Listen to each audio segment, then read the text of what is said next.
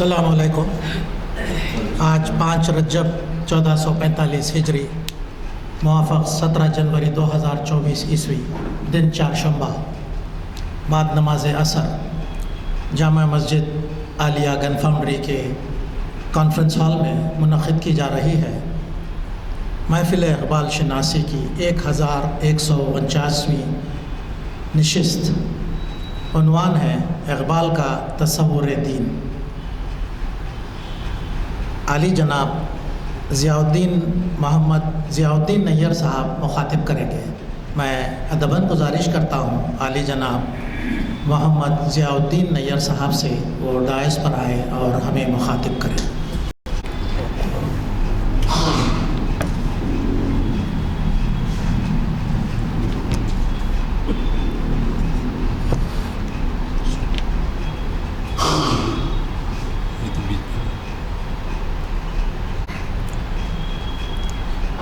بسم اللہ الرحمن الرحیم۔ ان اللہ لا یغیر ما بقوم حتی یغیروا ما بانفسہم۔ صدق اللہ العظیم وصدق رسولہ النبی الکریم۔ وقال اللہ تعالی فی مقام آخر هو الذی ارسل رسولہ بالہدی والدین الحق لیظہرہ علی الدین کلہ وکفی باللہ شہیدا ولو کرہ المشرکون ولو کرہ الکافرون۔ 3 جگہ پہ یہ آیت آئی ہے۔ سورہ جمعہ میں آئی ہے، سورہ صف میں آئی ہے، اور ایک جگہ آئی ہے سورہ فتح میں۔ تو یہاں یہ جو میں نے 2 جگہ سے 2 آیتیں آپ کو سنائی ہیں، اس کا منظر میں ابھی تھوڑی دیر میں بیان کروں گا۔ محترم افتخار صاحب، ہمارے بزرگ اور دوستوں، نوجوانوں، السلام علیکم ورحمۃ اللہ وبرکاتہ۔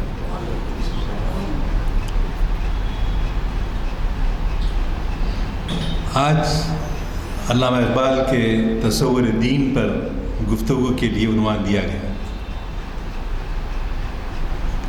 دین آج کل کے زمانے میں خاص طور سے اس کو سمجھنے کی ضرورت ہے کہ ہمارا دین ہم سے کس قسم کی زندگی کا مطالبہ کرتا ہے اور اس کے کیا شرائط ہیں اور اس سے کیا انسانیت کو فائدہ ہونے والا ہے۔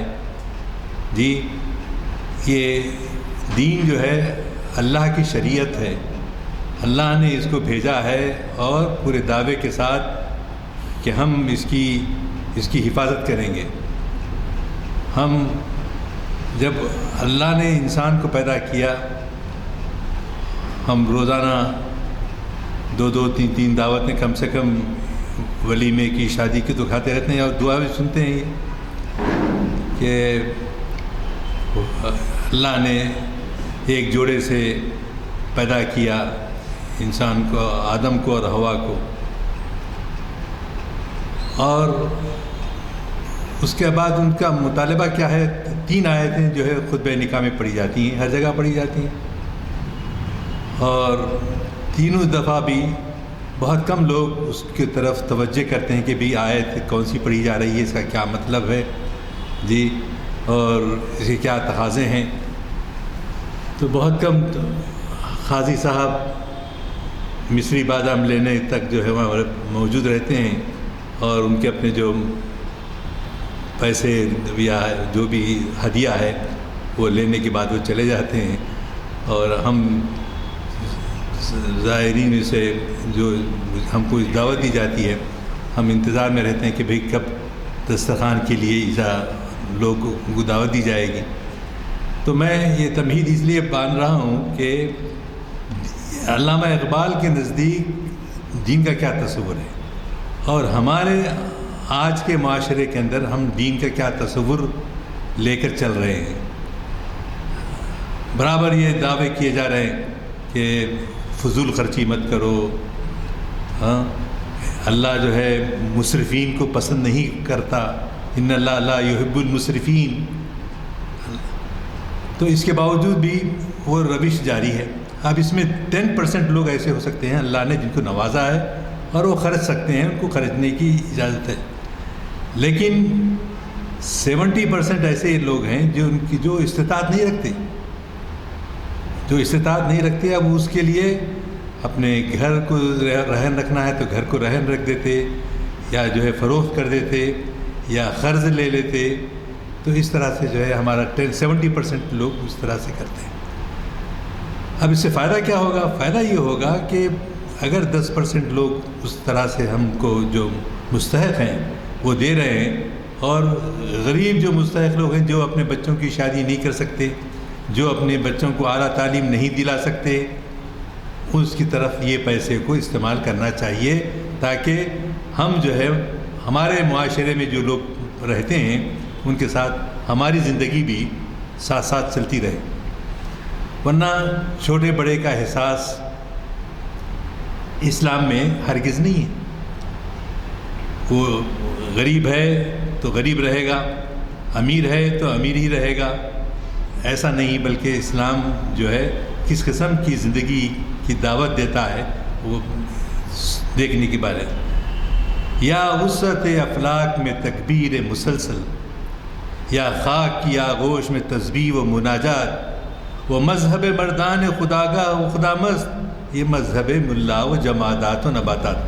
سوری بھائی، آپ کی طرف اشارہ نہیں ہے.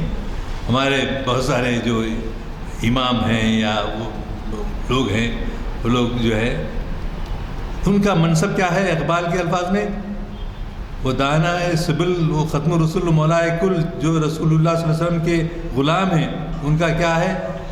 ان کا ہے کہ ایک انسان دوسرے انسان کے ساتھ برابر ہے، معاشرتی اعتبار سے بھی، معیشت کے اعتبار سے بھی، ہر لحاظ سے جو ہے وہ برابر ہے. کس طرح سے؟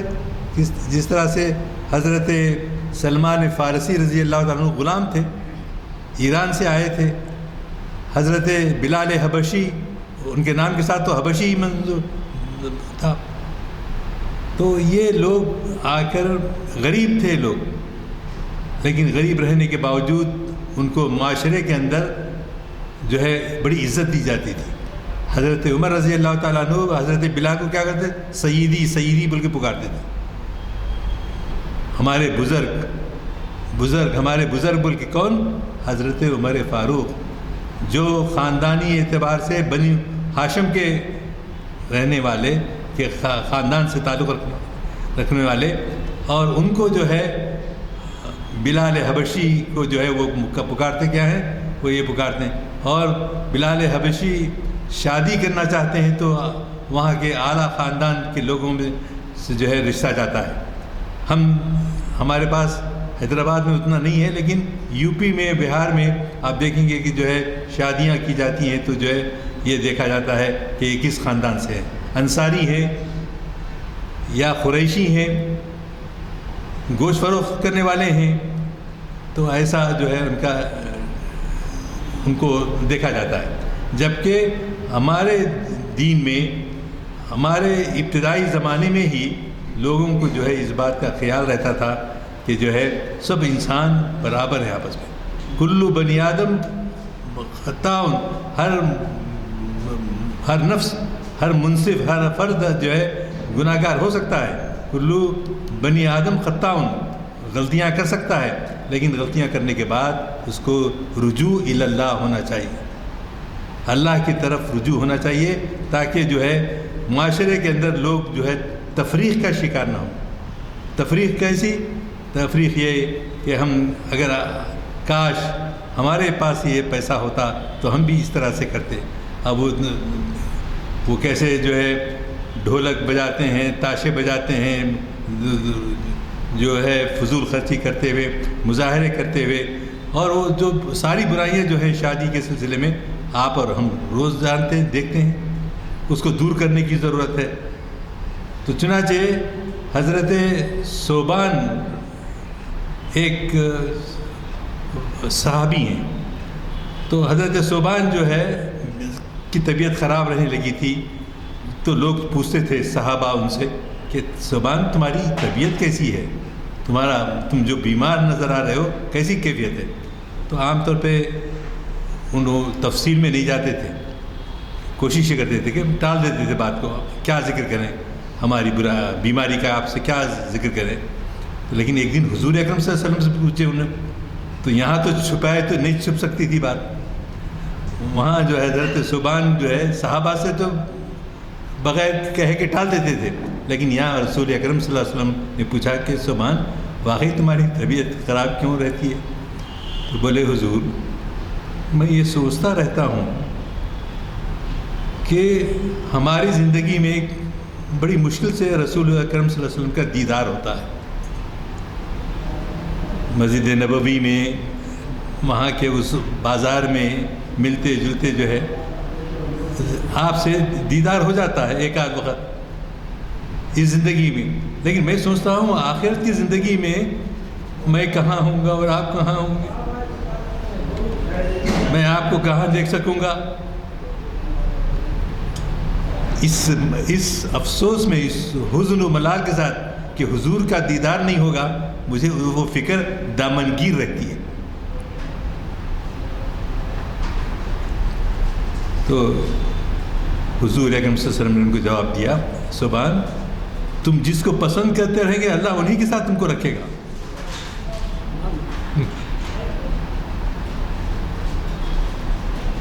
تو معیار جو ہے کیا ہے؟ تقویٰ ہے. معیار کیا ہے؟ حب رسول ہے. معاشرے میں سب سے بڑی چیز جو ہے دین کا، جو اگر آپ اقبال کے پاس اس کا تصور دیکھنا چاہیں گے تو انہوں نے یہ کیا کہ سب سے پہلے تصور یہ ہے توحید کی تعلیم. توحید یعنی حاکم اعلیٰ اور معبود حقیقی کون ہے؟ اللہ تعالیٰ ہے. اپنی زندگی میں یا اللہ تعالیٰ ہی حاکم اعلیٰ، اس کا حکم ہی چلے گا، اور جس کا حکم چلے گا وہی ہمارا معبود ہو سکتا ہے، معبود حقیقی ہے. دوسرا کیا ہے؟ اسلام کا آئین کیا ہے. ہمارے پاس کانسٹیٹیوشن جو 1950 میں پاس ہوا، امبیڈکر کا نام لے کے ہم جو ہے بہت کچھ سنتے رہتے ہیں، لیکن وہ دستور کے بجائے ہمارا دستور کیا ہے؟ ہمارا آئین جو ہے قرآن پاک ہے. ہمارا آئین قرآن پاک ہے، اور اس کے بعد اطاعت رسول صلی اللہ علیہ وسلم، اور اس کے ساتھ ساتھ مرد مومن کی جو صفات ہوتی ہیں، جس کی زندگی میں حاکم اعلیٰ ہمیشہ رہتا ہے، خدا کے سامنے جواب دہی کا احساس ہمیشہ رہتا ہے، تو وہ اطاعت عشق رسول میں ڈوبا رہتا ہے. اور ایمان باللہ اور نماز، روزہ، حج، زکوٰۃ، یہ جو ہے مرد مومن کی صفات ہے جو اس کے زندگی میں جاری و ساری رہتے ہیں.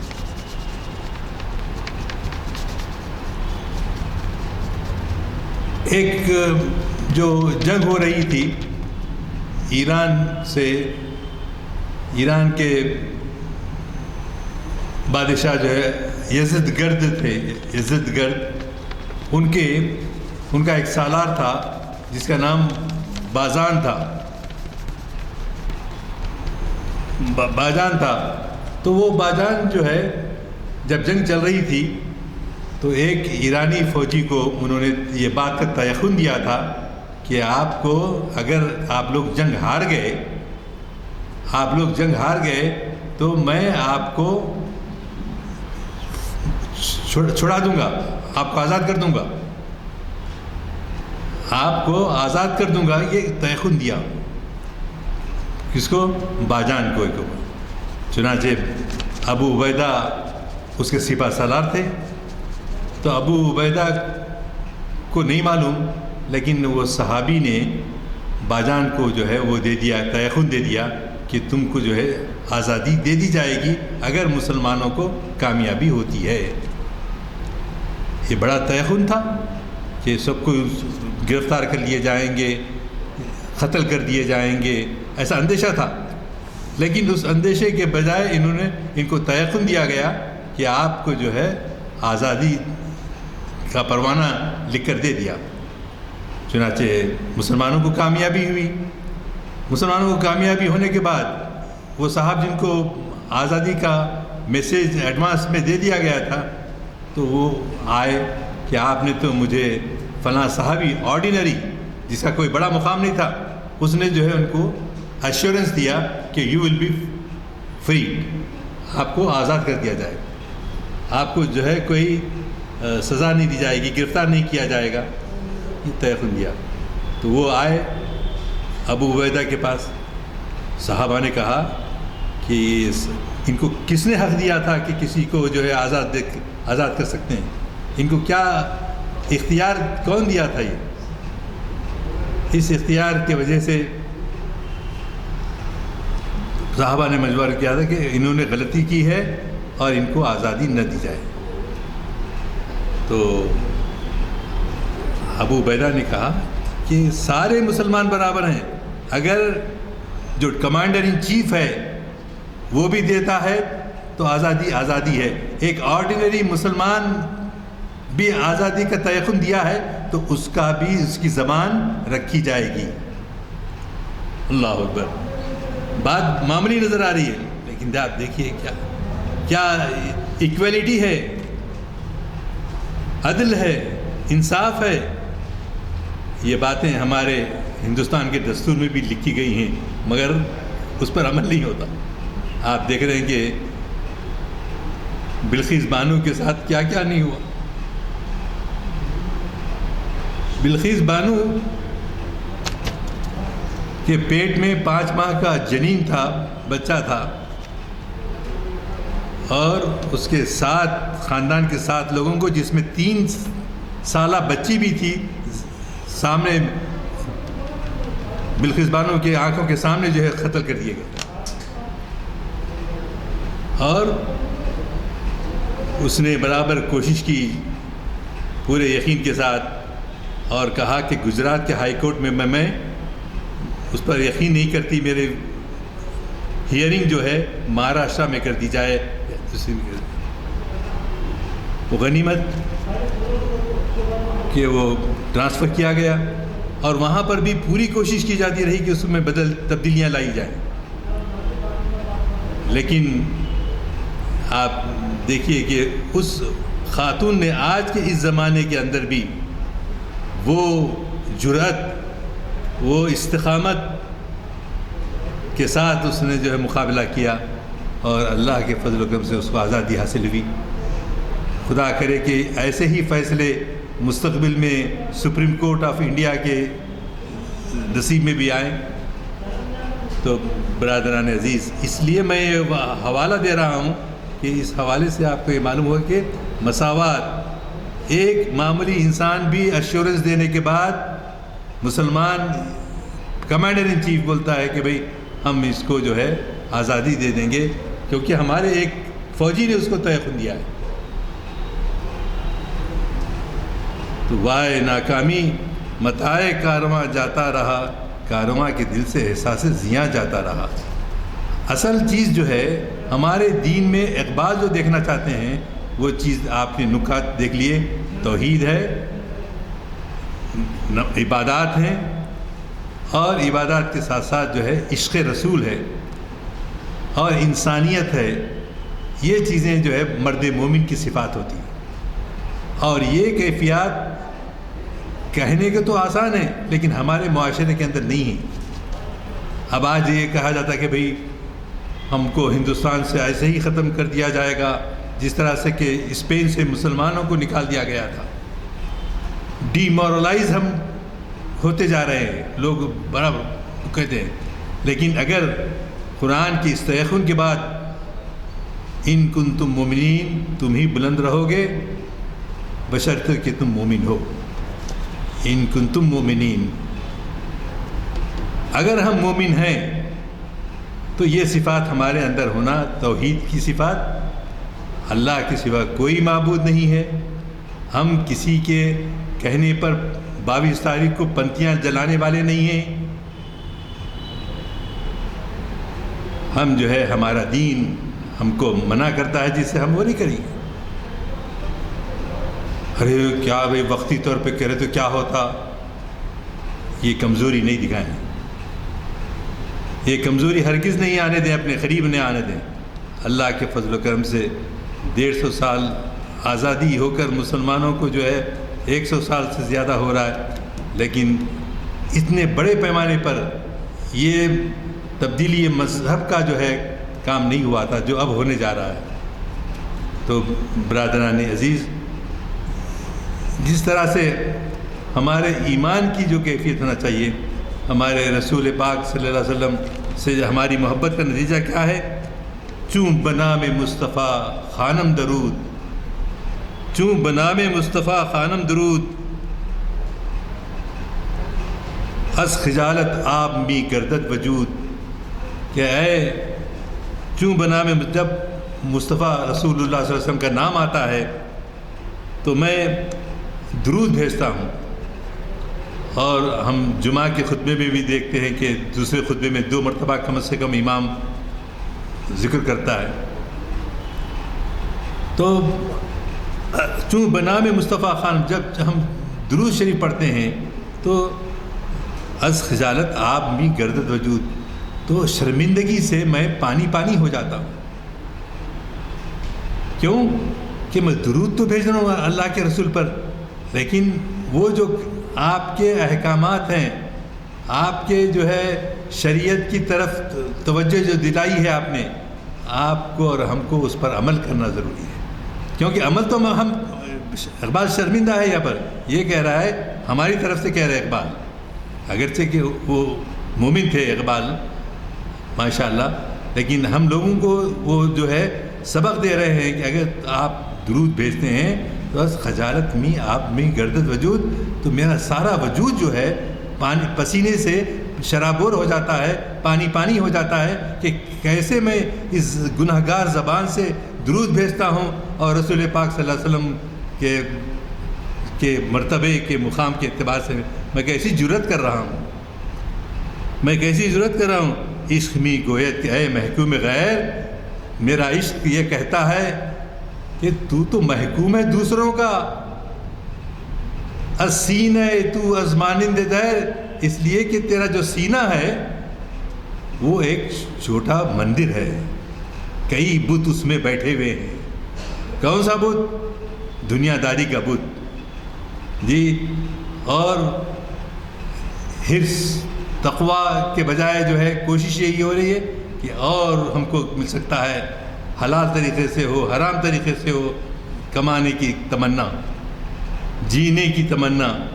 یہ جو ہے اس وجہ سے یہ سب کیا ہے؟ یہ بت ہیں. یہ بت ایسے ہی ہیں جیسے کہ حضرت ابراہیم علیہ السلام اس رات کو جب وہاں پر جشن منایا گیا تو یہ اپنے باپ کے ساتھ نہیں گئے، راستے میں یہ کہا کہ میری طبیعت خراب ہو رہی، میں نہیں آتا.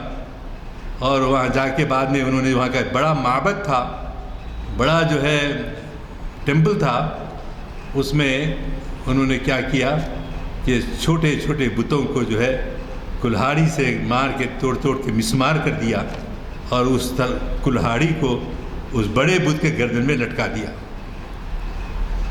جب نمرود کے سامنے حضرت ابراہیم، میں تفصیل میں نہیں جا رہا ہوں، وقت کی نہیں ہے، تو حضرت ابراہیم علیہ السلام کو جب مدعو کیا گیا نمرود کی جانب سے کہ لوگوں کو شبہ تھا کہ کرنا تو کرنا یہ ابراہیم ہی کرنا، کیونکہ وہی اس بات کی دعوت دے رہے ہیں، وہی جو ہے یہ کر سکتے ہیں. تو چنانچہ وہ جب حاضر کیے گئے تو پوچھا ابراہیم تمہارا دین کیا ہے؟ تم ہمارے آبا و اجداد کے دین سے ہٹ کے چل رہے ہو؟ انہوں نے کہا جی ہاں، میں اپنے والد کو بھی میں کہتا ہوں کہ اس دن بتوں کو پوجنے سے کیا، جو ایک مکھی کو بھی اپنے طرف سے ہکا لے سکتے. تو اس نے کہا کہ چھوٹے چھوٹے جو بت تیرے سینے میں بیٹھے ہوئے، سینے تو مانند غیر، یعنی تیرا سینہ تو جو ہے بت شکن کے بجائے بت جو ہے اس میں بھرے ہوئے ہیں. اس میں یہ سارے بت ہیں. ہم سمجھتے ہیں بت بولے تو وہ مندر میں بنا کے وہ ککم لگا کے ویسا کرے تو ہی ہوتا نہیں. یہ سارے بت کون سے شہرت کا بت. بعض لوگوں کو کیا ہوتی، ارے اخبار میں میرا بھی نام چھپ گیا تو اچھا ہے. ارے بھائی ایک وقت چھپ گیا، دو وقت چھپ گیا، پھر کیا ہے؟ تو نہیں، شہرت کی جو تمنا رہتی نا وہ خواہش رہتی. اسی طرح آپ جو کہ زندگی میں دیکھیں گے بہت سارے ایسے بت ہیں. نفس کو اپنا خدا بنا لینا، دولت کو اپنا خدا بنا لینا.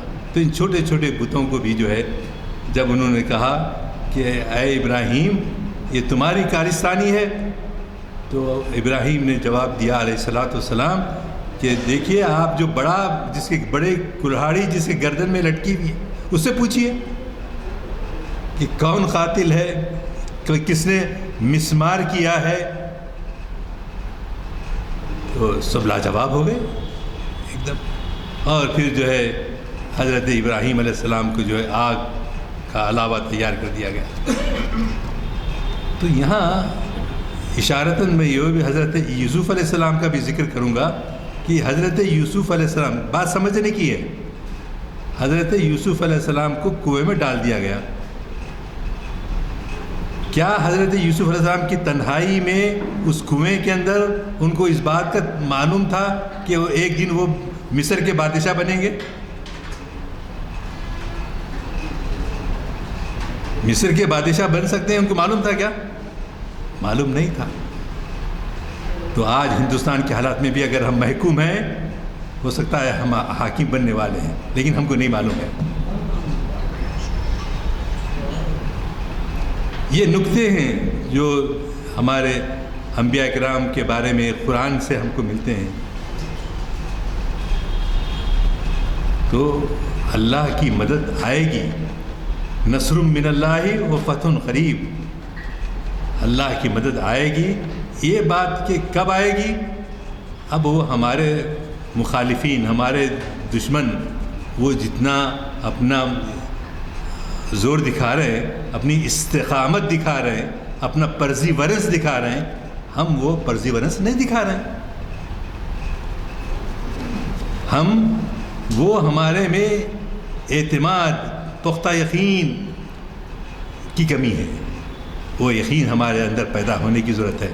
وہی اقبال جو ہے بار بار یہ کرتے ہیں، آج بھی ہو جو ابراہیم سا ایماں پیدا، آگ کر سکتی ہے انداز گلستہ پیدا. ایسا نہیں کہ صرف یوسف علیہ السلام کے ساتھ ہوا، ایسا نہیں کہ صرف جو ہے حضرت ابراہیم علیہ السلام کے ساتھ ہوا. ہمارے رسول پاک محمد رسول اللہ احمد مصطفیٰ صلی اللہ علیہ وسلم کے ساتھ بھی ہوئے کئی واقعات. آپ اللہ کے حکم سے حضرت علی رضی اللہ تعالیٰ عنہ کو اپنے بستر پہ سلا کر، لوگوں کی امانتیں دے کر، آپ جو ہے حضور اکرم صلی اللہ علیہ وسلم حضرت ابوبکر صدیق کے ساتھ رفیق راہ طریق وہاں سے جو ہے مدینے کو ہجرت کر گئے. غار ثور میں قیام کیا اور وہاں پر سانپ نے ڈس لیا حضور اکرم صلی اللہ علیہ وسلم کے ساتھی حضرت ابوبکر صدیق کو، تو آپ حضور اکرم صلی اللہ علیہ وسلم اپنا چہرے مبارک آپ کے رفیق راہ طریق کے مانڈی پر رکھ کے لیٹ گئے تھے تھک کے، کہ تو جو ہے قریب دشمن آ گیا. آپ پسینہ اوپر سے نیچے تک پسینہ، گھبراہٹ سے حضرت حضور اکرم صلی اللہ علیہ وسلم بیدار ہوئے. بولے ابو بکر کیوں پریشان لگ رہے ہو، کچھ بات ہوئی؟ تو آپ نے کہا دشمن تلاش کرتے کرتے غار کے دہانے تک پہنچ گیا ہے، اور جو ہے ہم ہو سکتا ہے کہ ہم اسے پکڑ لیے جائیں. تو کیا کہا اللہ کے رسول نے؟ لا تحزن ان اللہ معنا، رنجیدہ مت ہو، افسوس میں مت پڑو، اللہ ہمارے ساتھ. تو اللہ کی معیت جو ہے وہ وحدانیت پر یقین کی وجہ سے پیدا ہوتی ہے، رسول پاک کے عشق سے محبت سے پیدا ہوتی ہے. کیا ہوا؟ یہ صرف حضور کے ساتھ انبیاء کے ساتھ ہی نہیں ہوا، بلکہ آپ نے دیکھا کہ وہ مسلمانوں کا ایک وفد جو ہے انڈیا کی طرف بھیجا گیا، ہندوستان کی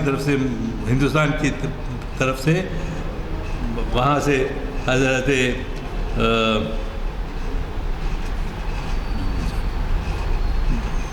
وہ بنو امیہ کی حکمرانی تھی. بنو امیہ کے اپنے داماد محمد بن قاسم کو جو ہے بھیجا آپ کے سندھ کی طرف. کیوں؟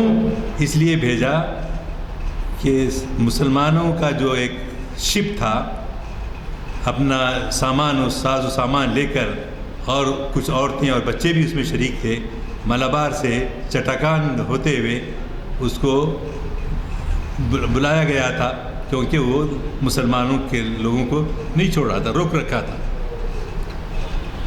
اسی زمانے میں محمد بن قاسم جو ہے 6000 کی فوج لے کر آیا.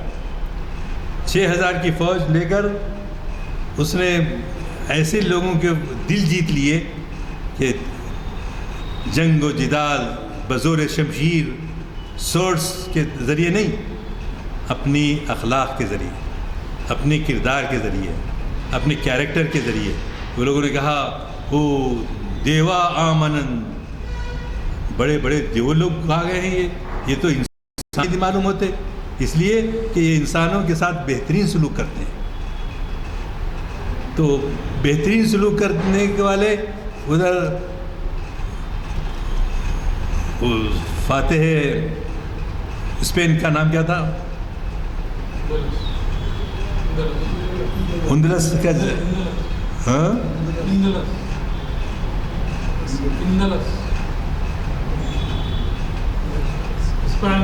ہاں عثمانیہ کو فتح کرنے کے لیے ایک تو ادھر سندھ کی طرف بھیجا، کس کو؟ محمد بن قاسم کو، اور دوسری طرف ادھر جو ہے افریقہ میں بھیجتے ہوئے وہاں پر بھیجا، اور دونوں طرف جو ہے فتوحات کی خبریں آئیں. لیکن ہماری آپس کی جو ٹکراؤ تھا، ہم جو ہے یہ چاہتے تھے کہ بھئی فتح ہو تو ہمارا ہی نام ہو، دوسروں کا نام نہ ہو. تو ہاں طارق بن زیاد، اس کو اقبال نے کتنا اچھا پیش کیا. طارق چوں بر کنارے اندلس سفینہ سو، طارق بن زیاد جس طرح سے چوں بر کنارے اندلس کے کنارے پر کامیابی کے ساتھ پہنچ گیا، سمندر کے راستے سے طے کرتا ہوا، اور پہنچنے کے بعد اس نے کیا کیا؟ سمندر کی جو کشتیاں جس کے سفر کر کے آئے تھے اس کو جلا دیا. تو بعض لوگ کمزور بھی ہوتے ہیں، تو انہوں نے کہا طارق یہ تم کیا عقل مندی کا کام کرے، کشتیوں کو جلا رہے ہیں، اگر ہم کو شکست ہو گئی تو ہم کیسے واپس جائیں گے؟ طارق چوں بر کنارے اندلس سفینہ سو، جب طارق نے اندلس کے کنارے پر کشتیوں کو جلا دیا، خندید دست و خیش برد و گفت تاریخ چوں بر کنارے اندر سفینہ سوخت، کہ تم نے جو ہے کشتیوں کو جلا دیا اور ہم واپس کیسے جائیں گے؟ ترک سبب زیروئے شریعت کجارا واست، شریعت کی روح سے ایسے کشتیوں کو، ہتھیار کو استعمال کرنے سے کون روکتا ہے؟ کون سی شریعت روکتی ہے؟ تو اس نے کہا ترک سبب روئے شریعت کجارا واست، ہر ملک ماست کہ ملک خدائے ماست، ہر ملک ہمارا ملک ہے اس لیے کہ وہ ہمارے خدا کا ملک ہے، لہٰذا تم جو ہے واپس جانے کا مت سوچو، آگے یا تو دشمن ہے اس کو فتح کرتے چلے جانا ہے، اور اگر پیچھے جانا ہے تو اپنے آپ کو جو ہے ڈبو لینا ہے، شہید ہو جانا ہے، یہ ہے۔ تو یہ کہنے کے یہ الفاظ ہے کہ مسلمانوں کو کسی بھی صورت میں مایوسی کا شکار نہیں ہونا چاہیے، آج کے حالات میں بھی نہیں ہونا چاہیے۔ یہ کرائٹیریا جو ہے یہ کیوں پیدا ہوا ایسا؟ کیونکہ ہم لوگ ایک برسہ برس سے یہ بولتے کہ بھئی جنگ لڑنا، ہم لوگ شریف اچھے نفیس کپڑے پہن کر جی اچھے گھروں میں رہنے والے، یہ لڑنا کرنا تو یہ باہر کے لوگوں کا کام ہے، غلط۔ سورہ انفال میں آپ دیکھیے کیا آیا، سورہ برات میں، سورہ توبہ میں کیا آیا، تم دشمن سے مقابلے کے لیے ہمیشہ تیار رہو، اپنے گھوڑوں کو تیار رکھو۔ آپ لوگ تفسیر پڑھ کے کسی بھی مولانا کی ہو، اس کے ان آیاتوں کے ترجمے کو، تحقیق کو پڑھیے تو ہمارا حال یہ ہو گیا ہے کہ لڑنے کے نام سے ہم جہاد کے نام سے گھبراتے ہیں۔ کیوں؟ ایک عرصے سے ہماری عادت نہیں رہی، بات بالکل صحیح ہے، لیکن ایک مومن کو جو ہے، جو صحابہ دنیا میں پھیل گئے ہر طرف، کس طرح سے پھیلے؟ خون تلوار سے نہیں پھیلے، صحیح ہے، جیسا محمد بن قاسم اخلاق کے ذریعے کامیابی حاصل کی، ہم لوگ بھی اپنے اخلاق کے ذریعے، ضروری نہیں ہے کہ ہم جہاد کریں، جہاد سے مراد بالسیف، تلوار کے لحاظ سے، تو لہٰذا ڈر اور خوف ہمارے دلوں کے اندر ایک زمانے سے آ گیا ہے، اس کو دور کرنے کی ضرورت ہے۔ تو اسی لیے وہ علامہ اقبال کے وہ اشعار بھی آتے ہیں نا کہ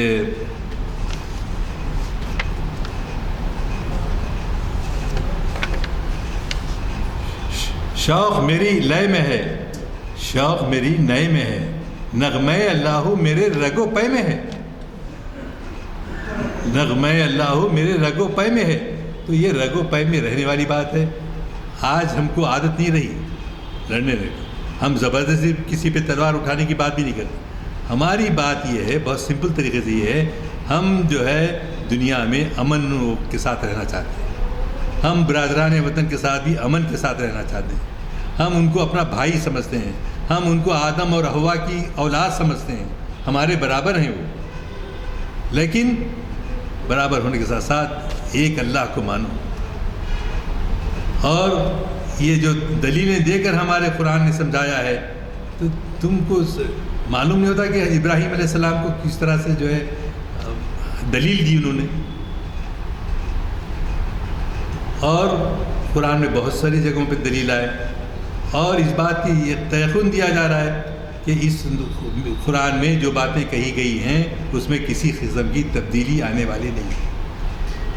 تو بار بار یہ کہنا ہے اقبال کا کہ ذوق میں، لڑنے میں نہیں، بلکہ الفاظ و معنی میں تفاوت نہیں، لیکن ملا کی اذاں اور مجاہد کی اذاں۔ تو ملا کی اذاں ایک ترتیب دعا کر رہے، اس میں کوئی سوز نہیں، کچھ اس میں تڑپ نہیں، ہاں؟ تو یہ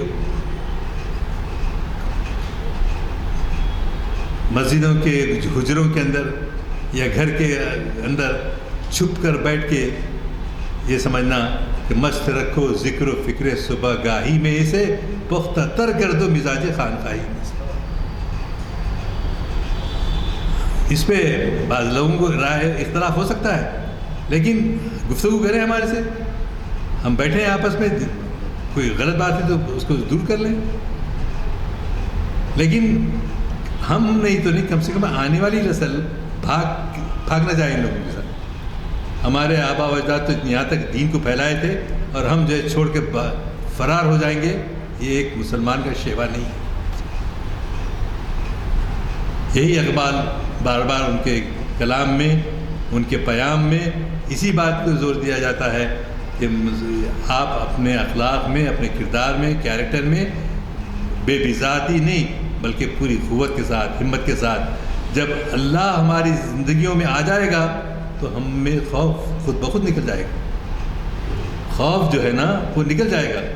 لا تخشوہم وخشونی، ان سے مت ڈرو، مجھ سے ڈرو.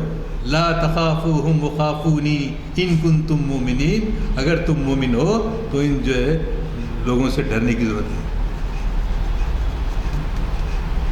تو برادران عزیز، چونکہ معلوم یہ ہوا ہے کہ یہاں پر کچھ تقریب شادی کی بھی ہونے والی ہے، لہذا گفتگو کو کنکلوڈ کرتے ہوئے یہی کہوں گا کہ بار بار جس پیغام کو میسیج دینا ہے، میں یہ ارادہ کرتا ہوں کہ اقبال اکیڈمی انشاءاللہ ہمارے پرانے شہر میں بھی اسکولوں کو ہمارے معلمین کو بھیجیں گے. ہم مہینے میں 1 گھنٹہ یا 2 گھنٹے نوجوان لڑکوں اور لڑکیوں کو اسلام کا پیام کیا ہے، اقبال کا پیام کیا ہے، اس کو ان سے آشنا کرایا جائے.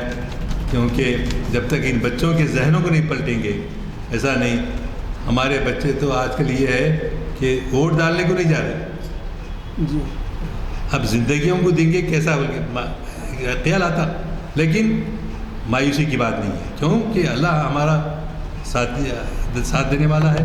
وہ ہماری جگولر وین سے قریب ہے، ہماری شہرک سے زیادہ قریب ہے. وہ اللہ جانتا ہے. لہذا ہمارے اس پیام کو نوجوانوں تک پھیلانے کے لیے ہم ایک مشن جاری رکھنے والے ہیں. انشاءاللہ 25 تاریخ کو اور 17 تاریخ کو پروفیسر ہمارے امریکہ کے کیا نام پورا، پروفیسر 17 فروری کو ان کی کتاب کا رسم اجرا ہوگا انگلش میں ایک کتاب لکھی ہے انہوں نے. انشاءاللہ وہ اقبال اکیڈمی میں ہوگا. بڑے اسکالر آدمی ہیں ہمارے پاس، کافی امریکہ میں رہتے ہیں، آتے جاتے رہتے ہیں. اب 80-85 کے ہو گئے، مگر پھر بھی ان کا وہ جذبہ دیکھ کر جو ہے ہم انشاءاللہ اقبال اکیڈمی اس کا اہتمام کر رہی ہے.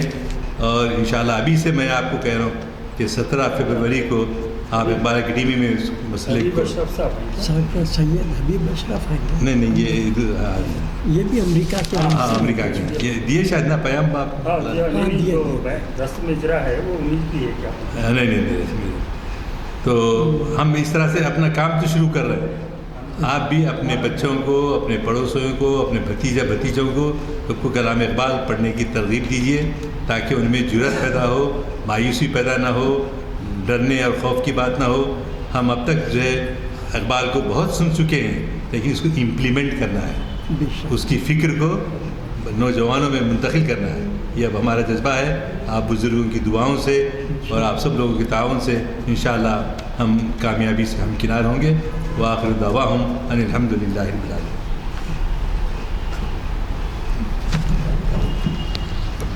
ماشاء اللہ، الحمدللہ عالی جناب ضیاء الدین صاحب کا آج کا عنوان کے حساب سے بہت ہی اچھی جو ہے معلومات ہم کو معلوم ہوئی، ہمارے علم میں اضافہ ہوا. ہماری دعا ہے اللہ ان کو صحت سے رکھے، اور ہم کو بار بار ان کو سننے کا موقع ملا. آج کے عنوان کے حساب سے کیسی ہم پر ذمہ داریاں ہیں اور کیا ہے تصور، اس کا ہم کو تمہید معلوم ہوئی. یہ بہت ہی جو ہے اہم ہوتا. اور ابھی آپ جو بیان کیے ہیں ماشاءاللہ، جو مشن آپ لوگ لے رہے ہیں اسکولوں میں، ہمارے پاس کے مقررین وہاں جائیں گے اور جو ہے ان لوگوں کو آگاہ کریں گے کہ کیا ہے دین اور کیسا جو ہے ہم کو رہنا ہے۔ یہ بہت بہت انتہائی اہم کام آپ لوگوں نے کا بیڑا اٹھایا ہے۔ یہ ہماری دعا ہے اللہ تعالیٰ خوب اس کو جو ہے کامیاب و کامران کرے اور بہت ہی فائدے ہوں۔ شہر میں اس کی سخت ضرورت ہے۔ اللہ تعالیٰ آپ کے اس مشن کو کامیاب کرے، خوب بلند کرے انشاءاللہ ہم سے جو ہوگا تعاون ہم لیجیے ہمارے سے، انشاءاللہ ہم مدد کے لیے تیار ہیں۔ اللہ سے دعا کرتے رہیں گے کہ کامیابی کامرانی عطا فرمائے۔ الحمدللہ، بسم اللہ الرحمن الرحیم، الحمدللہ رب العالمین، اللہم صلی علی سیدنا محمد وعلی آل سیدنا محمد وبارک وسلم۔ ربنا آتنا فی الدنیا حسنۃ وفی الآخرۃ حسنۃ وقنا عذاب النار وادخلنا الجنۃ مع الابرار۔ یا عزیز یا غفار یا رب العالمین، رب اغفر وارحم وانت خیر الراحمین۔ اللہم ارحمہما کما ربیانی صغیرا، رب اغفر لی رب اغفر لی رب اغفر لی یا الہ العالمین یا رحم الراحمین۔ ہمارے والدین، عزیز و قریب رشتہ دار، دوست احباب، سارے اساتذہ صاحبان، افسران صاحبان جو ہم سے متعلق تھے، میرے مولا جو اس دنیا فانی سے کوچ کر گئے ہیں، میرے مولا ان کے ساتھ رحم کا کرم کا معاملہ فرماتے ہوئے ان کے درجات میں بلندی عطا فرما، ان کی خبروں کو جنت کا ایک باغ بنا دے۔ یا اللہ ہم تمام کو ہدایت دے، توفیق دے، سچی توبہ کر لے، ہم سب سے توبۃ النصوح کروا لے جو تیرے دربار میں قبول و منظور ہو جائے، اور ہم کو دین کی طرف گامزن کر دے، نیکیوں کی طرف گامزن کرتے، خصوص کر جو ہے ہمارے مقررین صاحبان ابھی جو اب اس مشن میں لگے ہوئے ہیں دین کے پھیلانے کے لیے، میرے مولا ابھی جو بتائے ہیں کہ مقررین مدارس میں جائیں گے اور نوعمر لڑکوں کو جو ہے اس کی تعلیم دیں گے۔ اللہ اس میں کامیابی عطا فرما، ہمارے اندازے سے زیادہ اس نشانے کے اوپر ہم کو پہنچا دے جو ہم نے ٹارگٹ رکھا ہے یا نشانہ رکھا ہے۔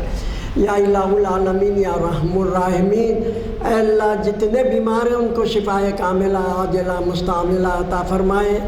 اے اللہ صحت و عافیت عطا فرمائے، جو مقروض ہیں ان کے قرضوں کی ادائیگی کے اسباب بنا دے۔ اے اللہ جو بچے تعلیم پا رہے ہیں انہیں نافع علم عطا فرما، علم آنا ہے مگر نافع علم عطا فرما، تاکہ اس سے دوسرے بھی مستفید ہو سکیں، وہ خود بھی مستفید ہو سکے، اور اس کا صحیح استعمال کرنا یہ نافع علم کہلاتا ہے۔ میرے مولا اور کئی لڑکے لڑکیوں کی شادیاں ہونا ہے، اللہ ان کی شادیوں کے اسباب بنا دے۔